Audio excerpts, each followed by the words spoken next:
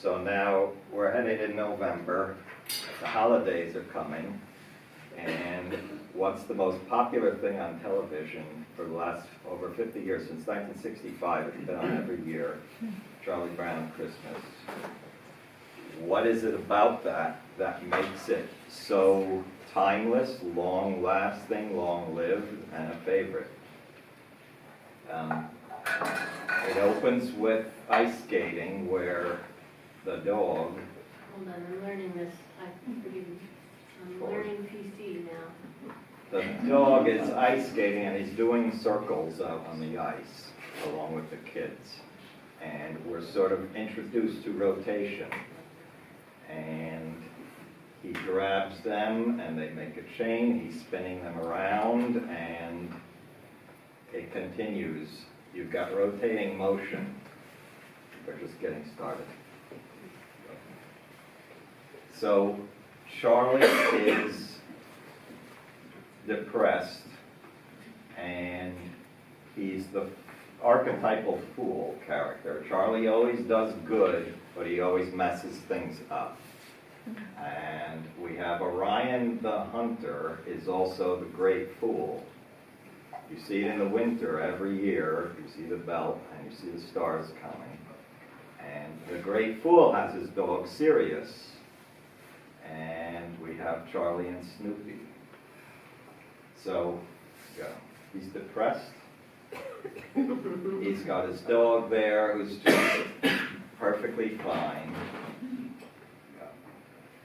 And so he goes for psychiatric help to Lucy. And for some reason, if you stop and think about it, she tells him you should join in our Christmas play. And you can be the director, why is she asking him to be director other than something going on in the world?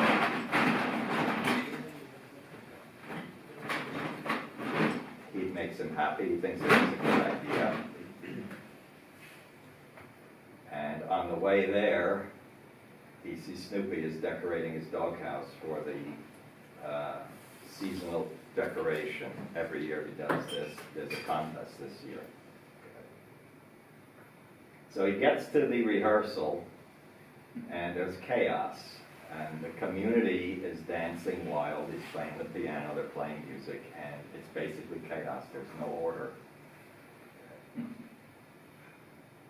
Lucy introduces, well, now we're going to have a director, and it's going to be Charlie, and they're kind of worried about that. But he's the director, and he's going to be, the fool is made king for a day. He comes out of being the fool, and now he's going to be in charge, but only for this play. He starts giving them directions, and they're all time-based directions. He says, if I speed it up, draw it out, cut it short, it's all time direction. He doesn't talk about any other things. He's only talking about time. They don't listen. There's no order. It just continues to ignore him. And then he starts screaming direction at them, come to attention.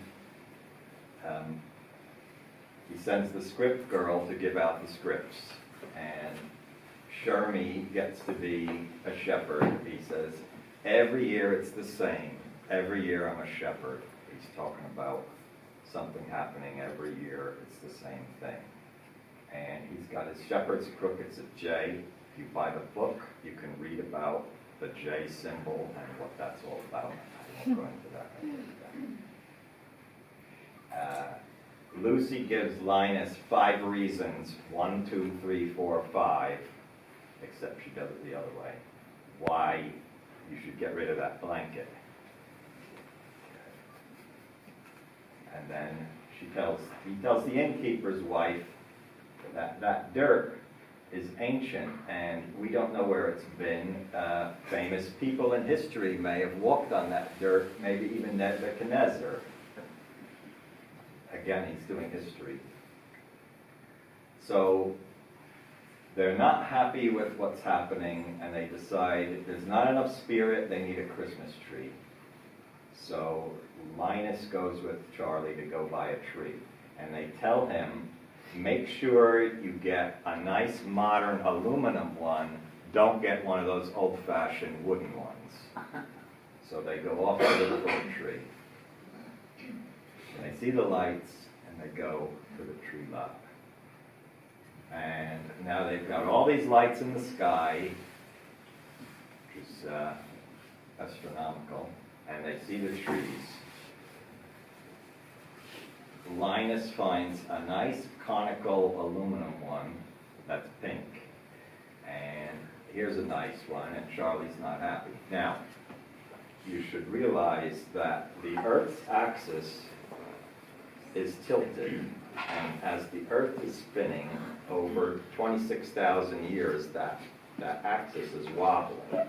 So you see it traces out a cone with a central axis, and if you kind of look at that upside down, you kind of see what's going on in those trees. They're not regular trees. And all the trees, there are still some regular ones, but you see the conical tree. That's kind of the highlight of the show. So he comes and he picks out the old-fashioned wooden one that doesn't have the right conical shape. And Linus says, are you sure you want to get this one? And he's like, yeah. And you'll hear more about Linus, we'll hear more from him in a minute. So he takes it and he's going to bring it back to them.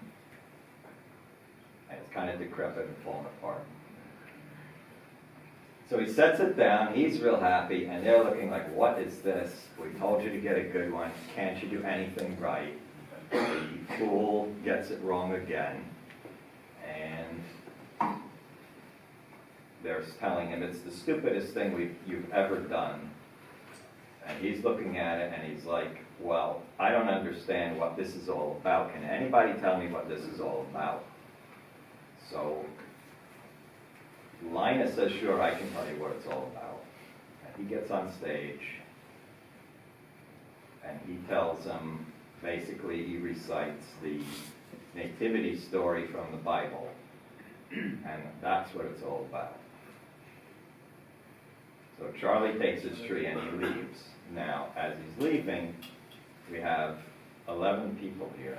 It's going to pan across. If you count them, there's 11 people there. So he leaves. And they get to thinking, well, maybe it's not such a bad thing. We should go see where he went. They follow him. They don't really explain why they follow him. But now we have 10 people. They march out after him. So he gets out there alone and he's looking at the stars and he's still got his tree. And he's happy with the tree. So he sees the doghouse. He pulls a sphere off the doghouse. He hangs it on the tree. And he famously kills it. Ugh, I've killed it. And now the tree that at least was standing up is now fallen over. And he walks away dejected.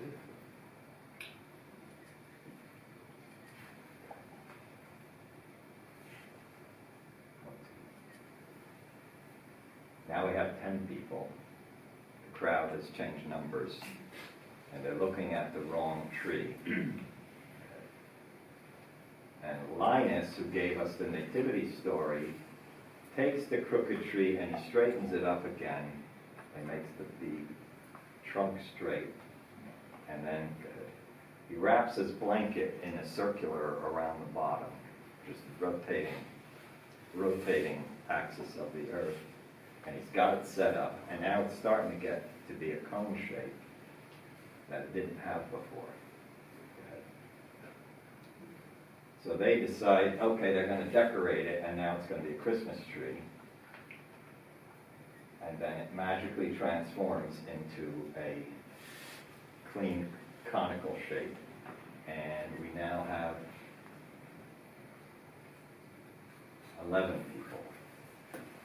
The number keeps changing. And we've also got the decorations on it. And it's got the swirling blanket on the bottom. So they start singing, and now we have 12 people. And the crowd size is what set me onto this. Probably 3 years ago, I noticed something about the number of people in the crowd was bothering me. And I said, you know, I've started looking for it, and now you've got 12, and you've got the tree. Charlie comes back. We'll see the tree in a second. Charlie comes back, and he's amazed because the tree that was the wrong shape has now been transformed into a true Christmas tree with the correct shape.